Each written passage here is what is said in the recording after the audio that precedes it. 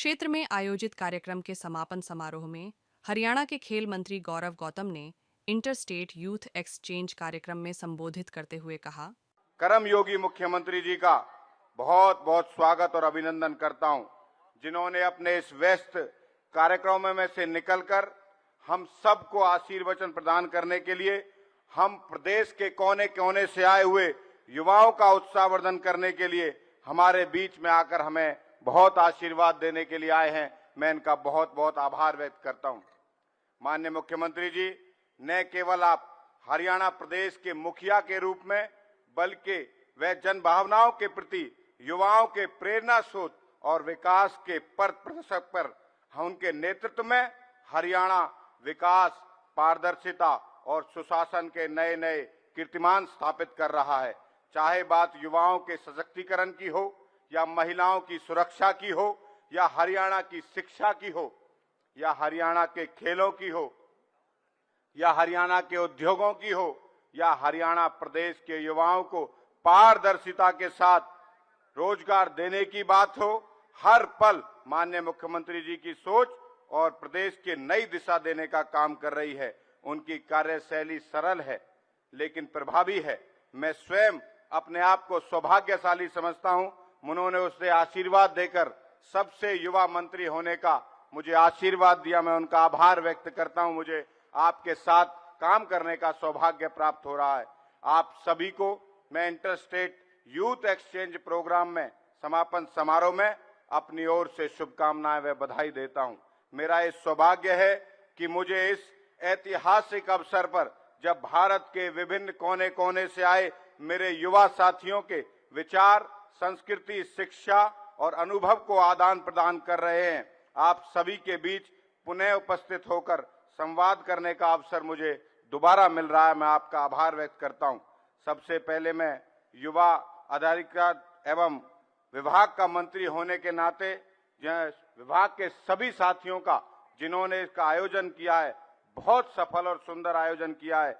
यह कार्यक्रम न केवल प्रदेश की एक सांस्कृतिक का संगम है, बल्कि यह भारत के एक भारत श्रेष्ठ भारत के दृष्टिकोण को चरितार्थ करने वाला भी एक कार्यक्रम है।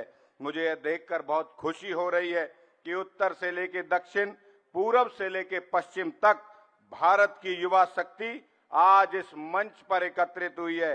आपने न केवल अपनी भाषा, न नृत्य, संगीत, व्यंजन और परंपराओं को साझा किया है, बल्कि अपने विचार और दृष्टिकोण और अपनी आकांक्षाओं, अपने विजन को भी आपने इस कार्यक्रम में हम सब के बीच रहकर आपने आदान प्रदान किया है। इस प्रकार का युवा सम्मेलन मेल मिलाप न का जो माध्यम है, बल्कि एक राष्ट्रीय निर्माण व एकता का बीज आज कुरुक्षेत्र की इस पावन धरा से बोया गया है।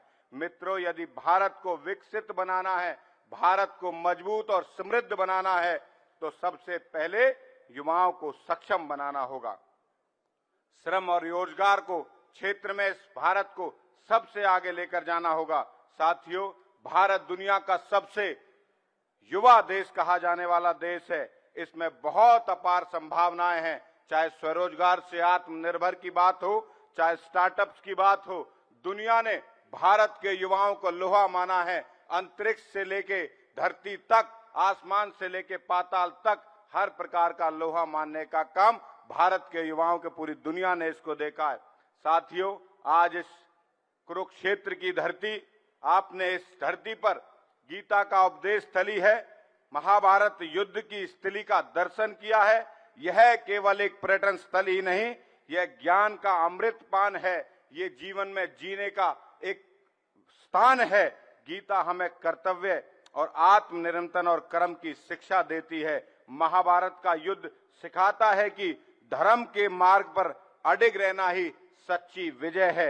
आज जब आप अपने राज्यों में यहां से लौटेंगे, आप केवल स्मृति लेकर ही नहीं जाएंगे, बल्कि हरियाणा के संस्कार, हरियाणा की प्रेरणा, हरियाणा की संस्कृति, हरियाणा का खान पान और हरियाणा की अतिथि देवो भवो की उस कला को भी लेकर जाएंगे। विश्व जिस प्रकार से दुनिया आगे बढ़ रही है हर क्षेत्र में, हमारे यहाँ के युवा भी बहुत तेजी से हर क्षेत्र में आगे बढ़ रहे हैं। युवा साथियों, मैं आपको याद दिलाना चाहता हूं कि आप केवल देश के नागरिक ही नहीं, एक राष्ट्र के निर्माता भी हो।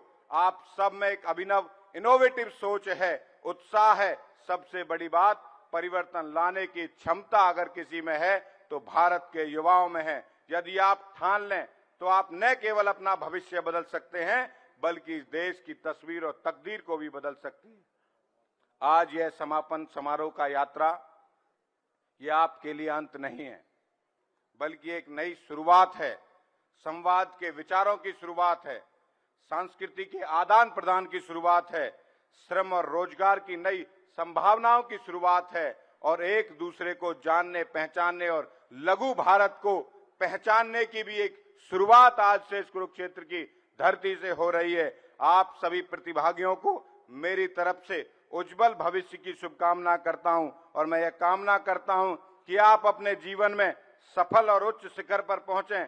प्रत्येक युवा की सफलता में राष्ट्र की सफलता निहित हो और जब भारत 100 साल आजादी के पूरे कर रहा होगा, 2047 का जब भारत जश्न मना रहा होगा, तो विकसित भारत में इन सब युवाओं की महत्वपूर्ण भूमिका रहे। यही मेरी शुभकामना है। इसी संदेश के साथ मैं अपनी बात को समाप्त करता हूं। आइए भारत को विश्व की कौशल राजधानी बनाने के रूप से भी समृद्ध, ताकि भारत देश को विश्व भर में एक विशेष पहचान मिले। यही शुभकामनाओं के साथ मैं इस प्रदेश के यशस्वी मुख्यमंत्री जी का पूरे इस लघु भारत की ओर से, मेरी युवा तरुणाई की ओर से, मेरे युवा साथियों की ओर से, आपने यहाँ आकर हमें बहुत उत्साह और ऊर्जा दिया है।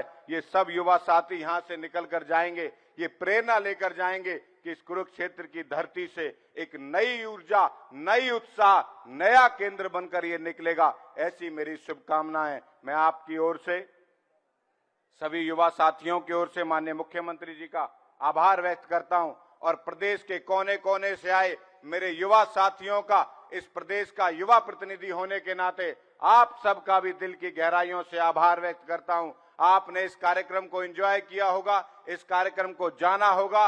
यहां से आप जो लेकर जाओगे, आपके प्रदेश में हरियाणा की इस संस्कृति को लेकर जाओगे, एक नई छवि, नए उत्साह के साथ आप आगे बढ़ोगे। यही मेरी शुभकामना है। आप सबका दिल की गहराइयों से बहुत बहुत धन्यवाद, बहुत बहुत आभार। मैं चाहता हूं कि सारे युवा साथी, क्योंकि ये आवाज, ये युवा केरल से लेके तमिलनाडु से लेकर हर क्षेत्र, हर प्रदेश के युवा हैं, आवाज केरल के उस कोने में भी गूंजे, तमिलनाडु के उस कोने में भी गूंजे जहां पर आपके युवा प्रतिनिधि बैठे हुए हैं। दोनों हाथ उठाकर भारत माता की, भारत माता की। बहुत बहुत धन्यवाद।